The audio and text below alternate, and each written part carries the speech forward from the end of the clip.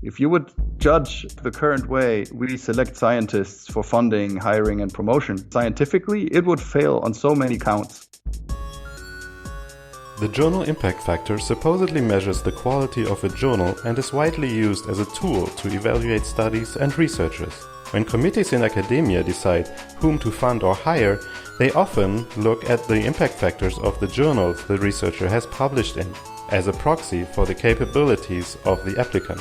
In this episode, we will hear about the impact this practice has on academia and science, and if you make it to the end, there will be an exciting announcement. I am Dennis Eckmeyer, and you're listening to episode 9 of the Science for Societal Progress podcast. My name is Björn Brembs. I'm a neurobiologist in the University of Regensburg. Besides his work as a professor, Dr. Brembs blogs about issues such as the lack of meritocracy in academia, and he wrote a review of a body of literature on the journal impact factor and how it relates to scientific rigor in published articles. Let's start by explaining what the journal impact factor is. What a journal impact factor is supposed to mean is the average frequency of citation of an article in a certain journal. So the division that people think, the averaging, is that you take the citations that accrue for a certain journal over, in the standard case, 2 years, and then you divide it by the number of articles that have been published. And that would mean you would get the average citation number per article. And so that is a division with a numerator containing all the citations and the denominator containing all the articles. What it actually is, it's a figure that's negotiated between the publisher of that journal and Clarivate Analytics. And so depending on how those negotiations go, you can either have a higher impact factor, that is if only few articles count. Let's say you publish editorials, you publish policy articles, you publish news and views articles, you publish mini reviews, you publish reviews, and you publish a few research articles. And then the publisher talks to, back then Thomson Reuters, now Clarivate Analytics, and says, actually, we think that only the research articles should be counted in the denominator.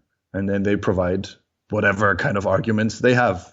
And then depending on how convincing these arguments are, Clarivate Analytics say, okay, that's fine. And then the impact factor goes really high up because you get a lot of citations to policy articles and controversial review articles and these sorts of things.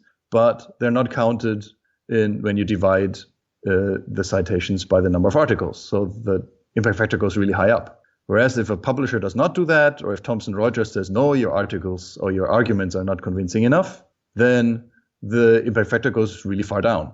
Because, of course, especially the top journals have a lot of articles about the research and about policy until at the end there may be 3 or 4 research articles. And so, of course, if you would count all of the articles there, then the impact factor would drop dramatically. Whereas if they're not counted, then, of course, it goes up. And this is a common documented practice. The only thing that is not known is, of course, the arguments that go back and forth in these negotiations between the publishers and Clarivate Analytics. That is behind closed doors, but that these things take place, and that is a very common practice, and that most journals that have more than one article type negotiate these numbers is also very well known. There's nothing peculiar about that. This is a standard practice. So the impact factor looks as if it's calculated, but it's actually mostly negotiated.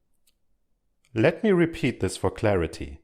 When an article of a journal is mentioned in another publication, this is called a citation. The journal impact factor is supposed to measure how many citations a journal received compared to the number of articles it published. What you would expect is that the sum of all citations a journal receives would be divided by the number of all its articles. But instead, journals can negotiate which types of articles are considered for the total number of articles. So, while a journal collects citations for all articles it published, the total number of these citations may only be divided by a number of a subset of the published articles.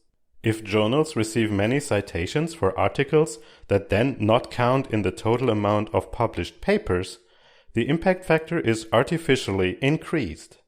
and essentially only for the journals that only have one type of article where there is no room for negotiations, you can be sure or reasonably sure that the impact factor as calculated by Clarivate Analytics is reasonably close to what you would get if you would take those numbers. An additional problem is, of course, that the citations that are being counted are only those that are covered by the Clarivate Analytic database. And they only cover less than half of the 30,000 journals. So if you would take the citations, let's say, from Google Scholar that tries to count all the citations, you would get a much higher citation score than you would get if you would take the database that Clarivate Analytics has. So even if you counted all the citations in the Clarivate Analytics case, they would underestimate the actual number of citations that any article would get.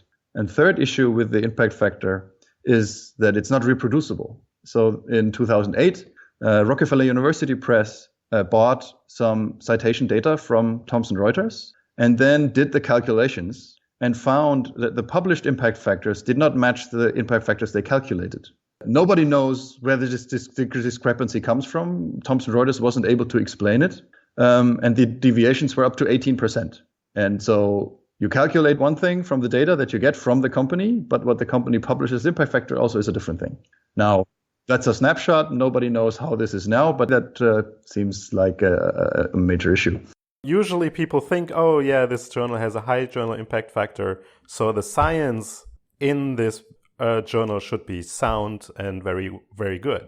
But is that the case? No, that is not the case. The interesting thing about this is that you wonder if this impact factor is so strangely negotiated, like this number comes up in such a haphazard, weird, non-reproducible way. How could the impact factor be indicative of anything? And however, what it turns out, what it is best correlated to is subjective journal prestige. So if you ask people, okay, here are 100 journals in your field, rank all the 100 or all the whatever selection that you have according to what you think are the best journals in your field. And then when you compare that to the impact factor of the journals, you find a very high correlation. And so we can ask, okay, is that reputation, as indicated by the impact factor, is that reputation backed up by data? And then what you can do, of course, you cannot look at how important was the finding. Those are things you cannot quantify, because what may be important for a high energy physicist may be totally boring for me. And what may be hugely important for my field as a neurobiologist in Drosophila may be totally boring and irrelevant for the neurobiologist who works in mice. And so this is not something that you can quantify.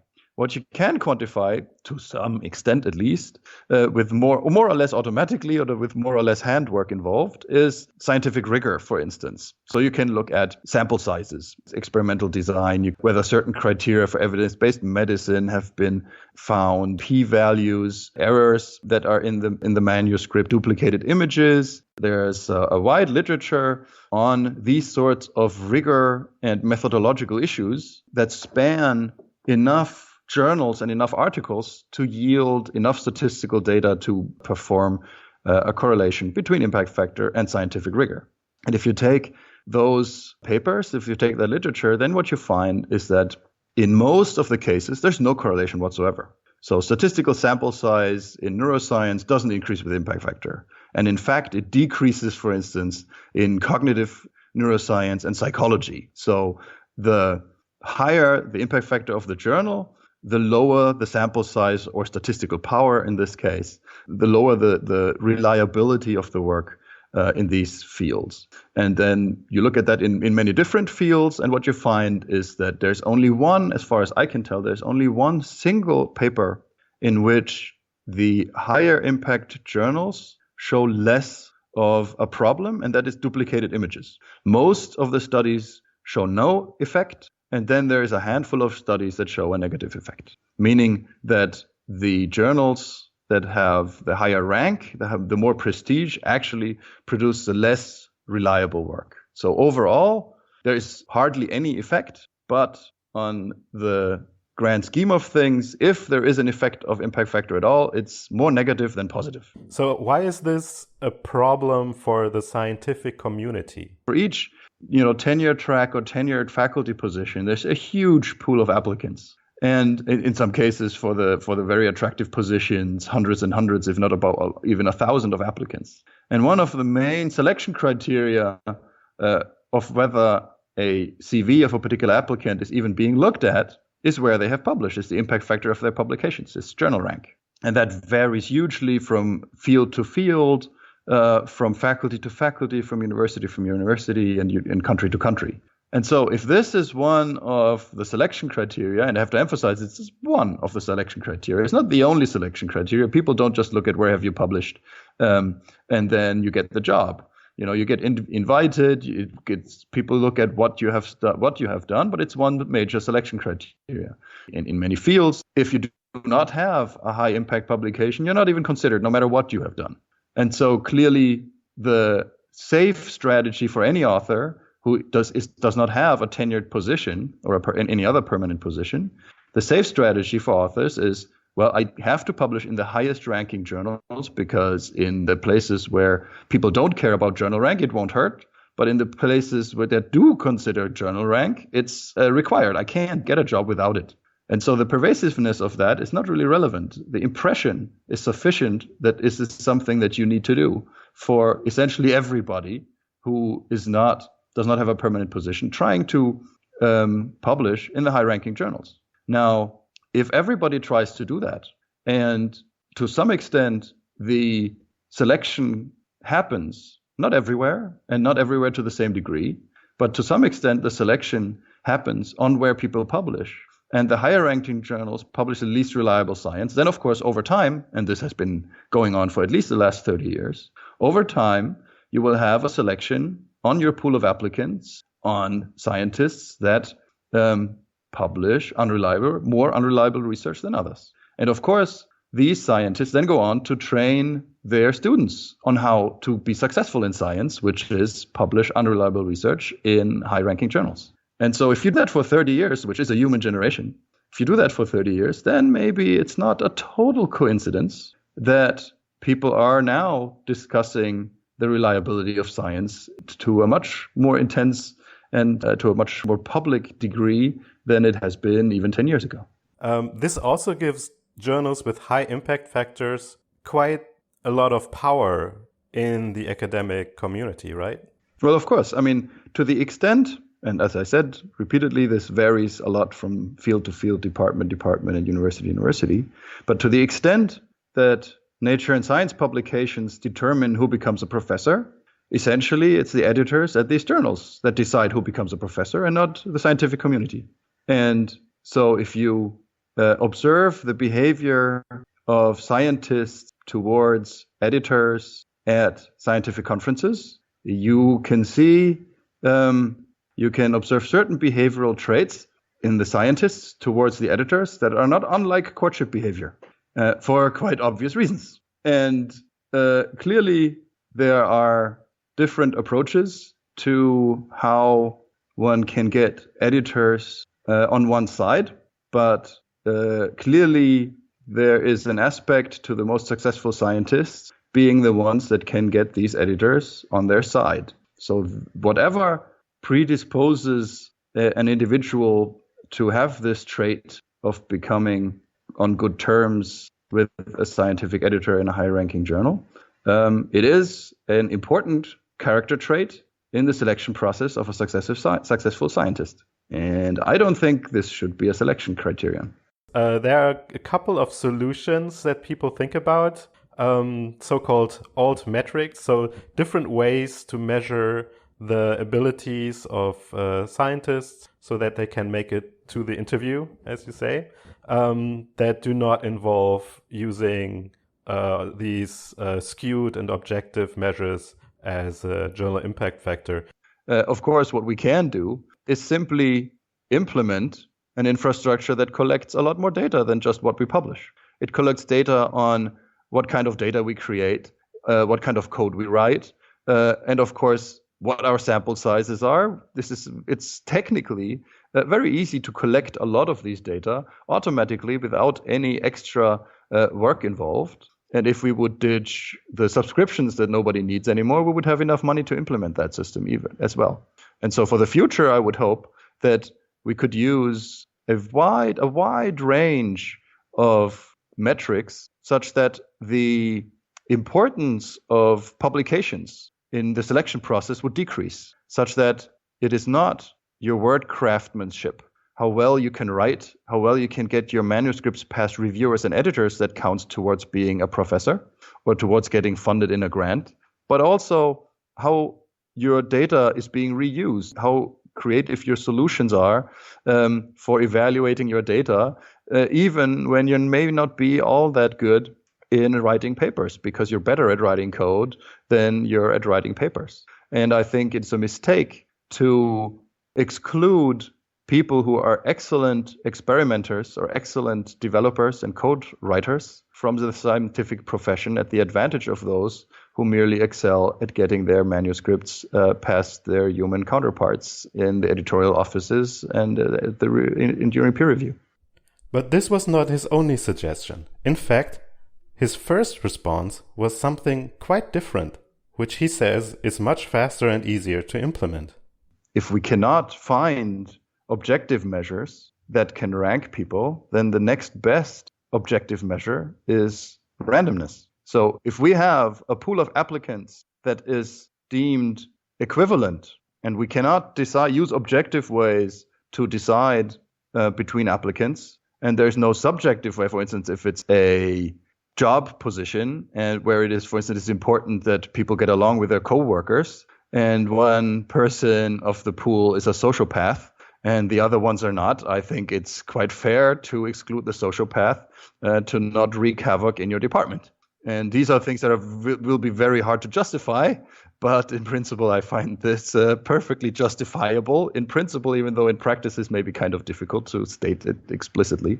But for instance, with grant proposals, if peer review has deemed a certain pool of grant proposals to merit funding, and the number of meritable applications exceed the funding pool that is available in terms of money, then it's, I think, the best way is to make a lottery about it, because what has been shown is that peer review ranking meritorious applications is no better than chance. In fact, it's worse than chance, because peer reviewers show gender bias, peer reviewers show institution bias, whereas a lottery is not biased.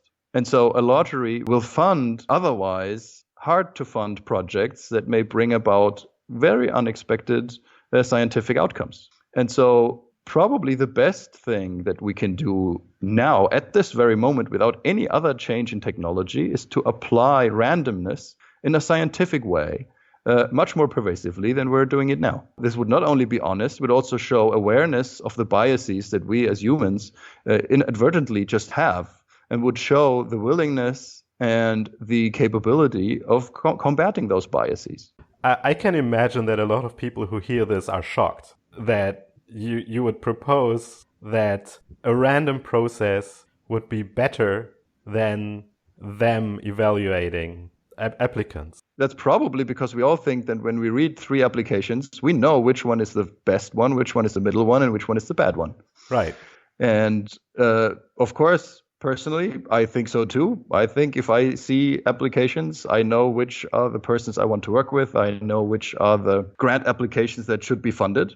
But then again, the data tells me that my subjective impression cannot be relied upon. There may be individuals that do not have gender bias. There may be individuals that do not exhibit any institution bias. The problem is because those are subconscious or unconscious decisions and processes, we do not have access to those. So I don't know if I'm the one person of the old white male population that does not have and does not exhibit gender bias. Of course, I'd like to think that way, but I do not know if that's the case. I would like to imagine myself as being the one single person who is not average.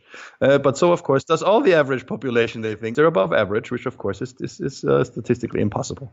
And so I assume that I exhibit gender bias and institution bias to the extent that the general population does in these studies. And if that is the case, most of my colleagues will too. One, not the only one, but one way of excluding bias is to not use these sorts of reviews where they have been shown to be worse than a lottery. And that is actually in the case, and that has been shown At least that's what the data shows for now. We always know how new data can overthrow these insights. But the current data that I know says that for grant applications, for instance, if you exclude all the grant applications that have obvious mistakes or errors or other flaws, and then you ask the reviewers, okay, rank the remaining ones according to their merit, and then afterwards you look at the success of these grant applications in various ways, you find that these rankings are no better than chance. And in fact, if you then compare these rankings with experiments where the same applications, the same grant proposals have been submitted by male or female author names, or where the same grant proposals have been submitted from prestigious or non-prestigious universities, then what you find is the female authored rank lower, the non-prestigious university applications rank lower, even if the content is the same. So the bottom line is that, in fact, such positive selection is likely worse than a lottery because it disadvantages applications from non-prestigious universities and from female authors. I think this is something we should do away with. We should get rid of these biases. A lottery is a good way of doing that. So what I see is that academia is pretty much dependent now on the big publisher houses. And this plays into the problems that we have when we want to reform, for example, publishing our scientific work. The movement is so tectonically slow because faculty say, oh, but I have to publish in these journals because otherwise I don't get a job. Librarians say, oh, but we have to use these subscription journals and subscribe to them and pay the publishers money because the faculty, they don't publish anywhere else. They publish in these journals, and so we have to subscribe to them. And if the faculty would publish in other journals or in FTP archives or in repositories that we now have, then we could cancel all the subscriptions and have a different scholarly communication system. And so the librarians are waiting for the faculty, and faculty say, well, we can't. We just have to publish the way where we publish for the reasons outlined in the first part of our conversation, namely because the impact factor rules who gets a job or not. Recently, the European Union is implementing measures to enforce widespread open access publishing. What is the benefit of such change? Access is not really a problem anymore. So 25 years ago, the publisher said, because of subscriptions, everyone who needs access has access. And that, of course, was wrong because patients didn't have access, doctors didn't have access, teachers didn't have access, all kinds of important stakeholders did not have access to research 25 years ago. Now, because there's so many other ways of getting access to nominally paywalled articles, it is in fact true, but not because of subscriptions, but despite of subscriptions. And so while this is not a permanent solution, because those are essentially all hacks, there's 10 or 12 different ways to get an article, and at least 8 of them are hacks. And so nobody knows how long they're going to be around, how viable they are, and some of them are even explicitly illegal and being combated by the publishing industry and these sorts of things. But at least for the time being, the access problem is solved. So what we are left with is an issue that is much larger than the access issue, and that is a reliability issue. And those are intimately tied together.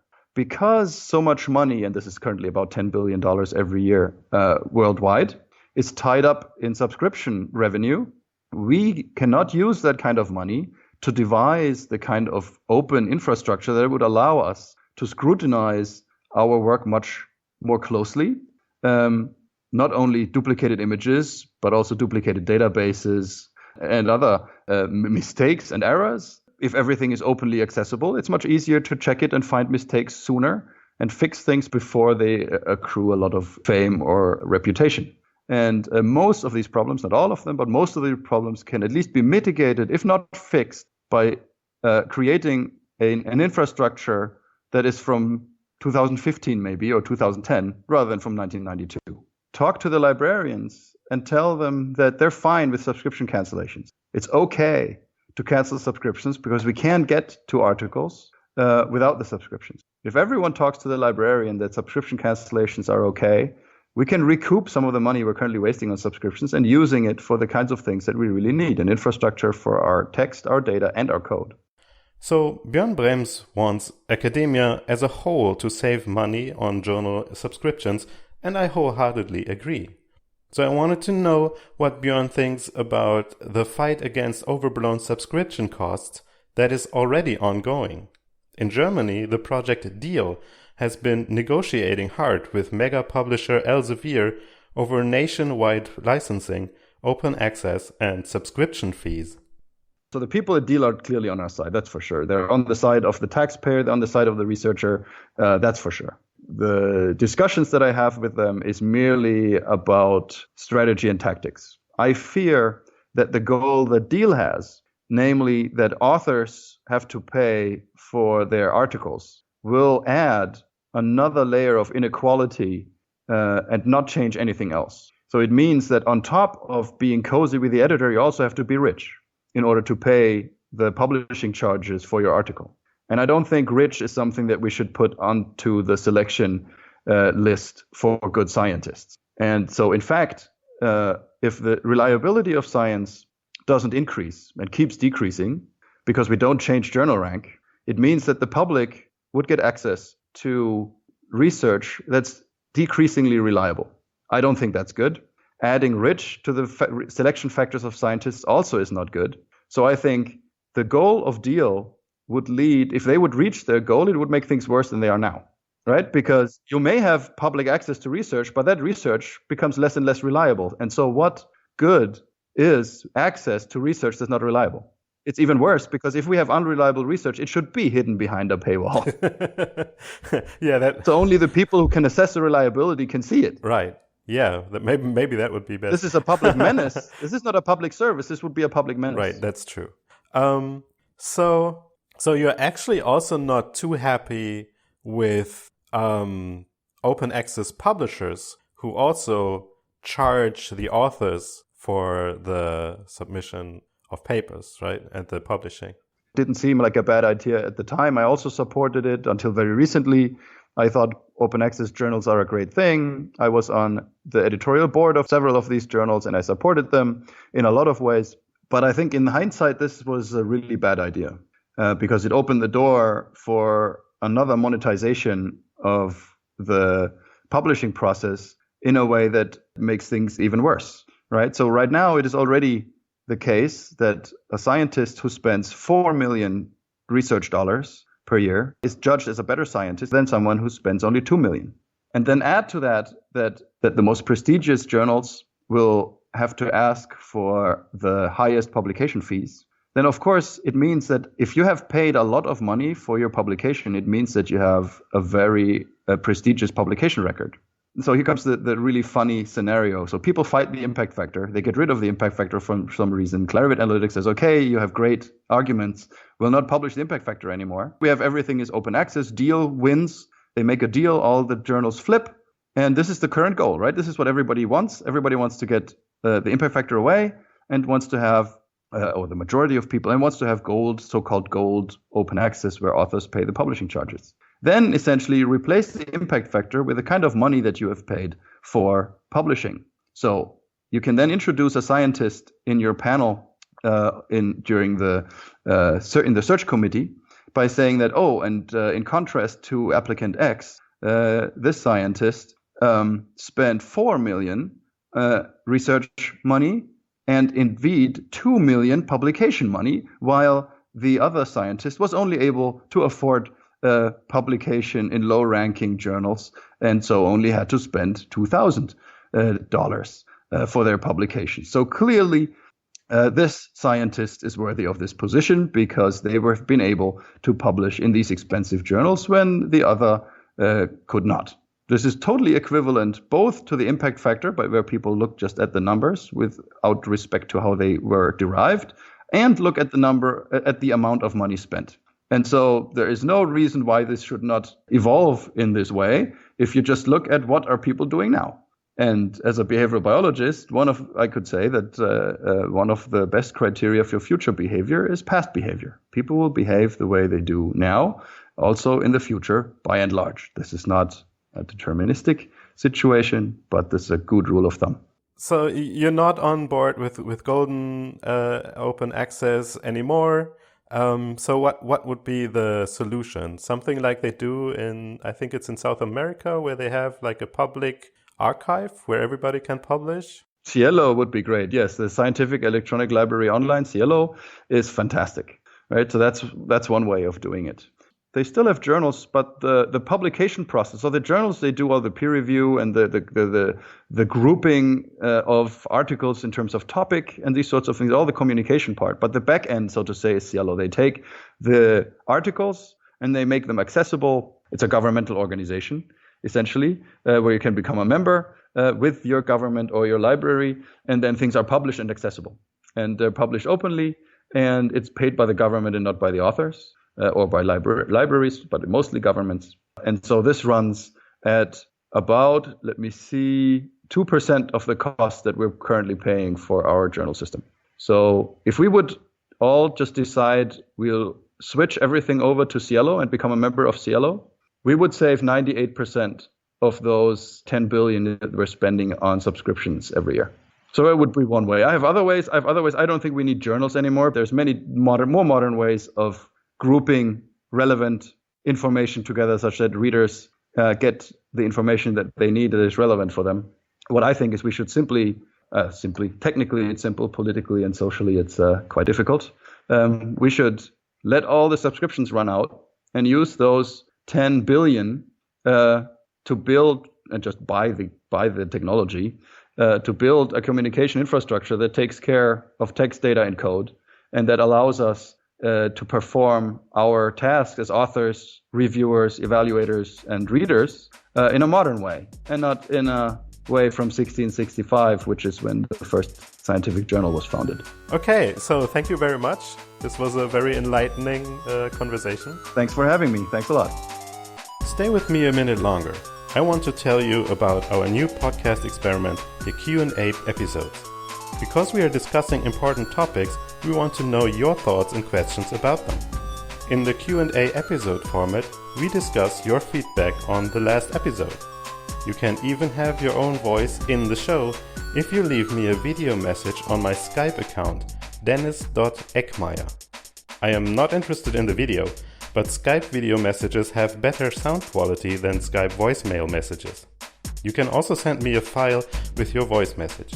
If you say, nah, I don't really want my voice out there, you can also send me an email to info@scienceforprogress.eu or contact us via Twitter or Facebook under @sci4progress. And if you want to help us out getting more subscribers to the podcast, give us good ratings on whichever application you use to subscribe, be it Apple Podcast, iTunes, Stitcher, or Blueberry, or Spotify. Yes, you heard that right. We are now also listed on Spotify. And don't forget to tell your friends about us. I'm looking forward to hearing from you. Bye-bye.